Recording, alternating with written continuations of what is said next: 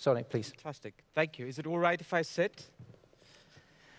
Right. So this is highly unusual for me, but I'm going to start with a quote from the NRA. And this is, "Guns don't kill people, people kill people." And the corollary here is it's not about technology, it's about how it's used. And as you would know about the NRA quote, it's a very disingenuous statement, right? Because the more guns there are out there, the more people are going to get killed. The numbers are super clear on that. And I think analogously we can make the point. As the stock of technology, innovation adds up, as the pace of change of technology and innovation change, as there is more and more secular access to technologies, many of which are dual use, such as nuclear technology that can be put to good and bad use, the possibility of rogue elements, humans, and with the progress of AI itself, actually putting that technology to use that can be destructive, of course, increases. I mean, in the same way, the more guns there are in a society, the more people are going to die.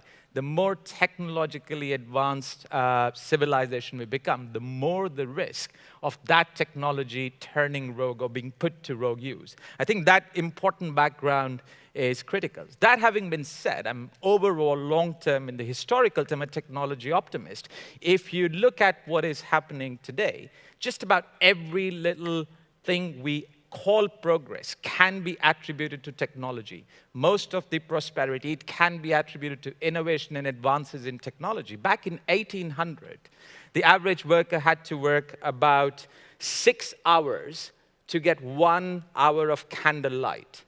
We now have to work half a second, and very soon it's going to be free. There is nothing else in human history that distinguishes us from the Stone Age apart from technological progress and innovation. So that is what has actually brought us here. And we have been in this scaremongering phase before. If you go back to the Luddites, who went and smashed textile machines, to when electricity started becoming widespread, to when the petrol engine was there were always people who were pessimistic, particularly about the prospect for mass unemployment. Even people of the caliber of Keynes got it wrong. And Keynes spoke about a new disease that is likely that people are unfamiliar with, and that is technological unemployment. Leontief, another Nobel laureate, said the human worker is going to go the way of the horse. And he was referring to the fact that between 1900 and 1960, the population of horses in the United States fell from, I think, about 22 million to 2 million. And of course, we have not seen that happen.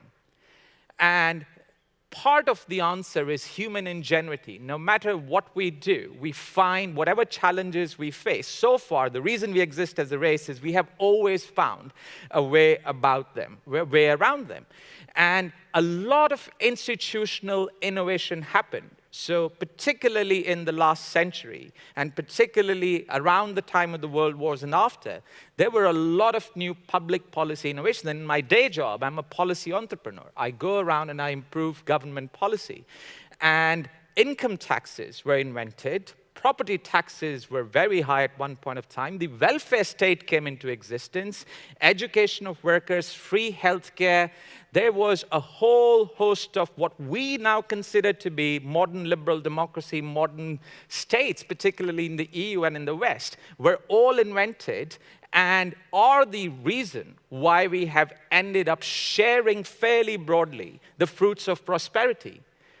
But there has been a change, particularly since the 80s, particularly since Reagan and Thatcher, driven by a number of particular policy decisions, some politics, and in large part to technology and globalization, there have been a significant number of changes. So thus far, from the World War till about the mid-80s, the share of labor income in an economy kept pace and in many years, in many countries, actually exceeded even labor productivity. So productivity was rising because of technology and better education, but labor compensation kept on increasing, and that kept the peace.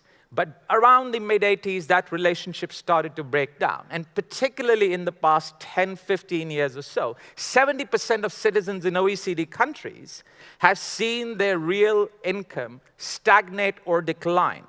And what we are seeing today is the political and the economic consequences of what has happened in these past 2 or 3 decades. To put things in perspective, the share of labor income has fallen by about 10 to 20% of GDP in many economies. Now, normally in Basic Economics 101, they say there are 3 factors of production. There's capital, there's land, and there's labor. And they're sort of treated equivalently. But there is a fundamental difference, because labor compensation is what creates demand in the economy, and technological progress is what creates supply. And it's yin and yang. And when you come to a point where consumers are not earning enough, workers are not earning enough to spend enough to create the demand, we come to the kind of secular stagnation that we have now become familiar with in particularly the past 2 or 3 years, and particularly since Lehman's collapse, which is workers are simply not earning enough. And the fruits of productivity are so unevenly distributed. And of course, we know the richer you are, the less of your income you actually end up spending. So there's simply not enough people earning, there's simply not enough people spending, and we've arrived at a point where this has become a vicious circle. Companies are not investing because they know workers don't have the purchasing power. The exact opposite of what Henry Ford did. He said, I would like to pay my workers enough so they can buy the product they are producing. And we're now entering an economic phase where this relationship, which has worked so well, the golden age of Western civilization, has completely broken down. And to no small part, great technological progress is actually responsible. The other response we see, this is the negative economic consequence, of course, is over time there was a whole set of policies that became mainstream, that there was free movement of capital, free trade, there was going to be a welfare state, but a number of things that both the center-left and the center-right bought into.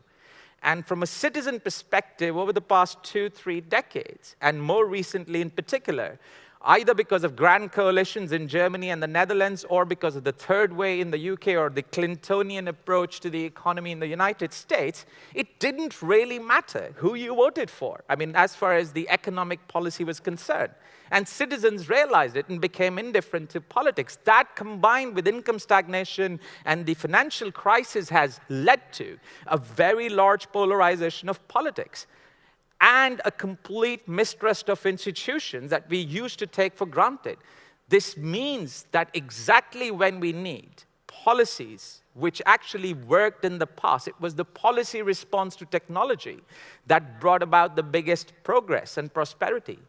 That the center space available to have serious, informed discussions to make policies that can appropriately respond, that space has shrunk to a point where we're potentially becoming ungovernable. So yes, it is technology and the secular march, but to a very large extent, it is the failure of us as human beings, as societies, to be able to respond to that. That having been said, there is also something fundamentally that has changed with technology. Thus far, historically, innovation has always been driven by human beings. We are possibly, for the first time, entering a phase where innovation might be taken over by machines, by AI, where AI itself is starting to write code, come up with its own encryption algorithms, where perhaps the biggest new discoveries and changes might not come from human hands at all. And this is actually something unprecedented that has never happened before. Yes, we managed to tackle the petrol engine and electricity and everything else, and we've got prosperity out of it, but we have not been here before. And this comes exactly at the time when we could really use informed political responsiveness, and we don't have that. This could come exactly at a time when the economy is healthier, but we don't have monetary policy space, we don't have fiscal policy space, and we don't have the political space to respond to any crisis. Historically, it's kind of depressing that the only true guarantors of tackling inequality at a large scale, a new book called The Great Lever claims, have been pandemics and world wars and the collapse of countries and systems. And I'm not sure we want that. And frankly, I'm not sure we could handle that. So we have entered an entirely new regime. And frankly, we don't know how to respond. There are a few ideas. Bill Gates proposed robot tax. There's a fight happening against tax havens. There's a discussion on basic citizen income and so on and so forth. And that might just, if we get our act together, help us tackle the issue of mass unemployment.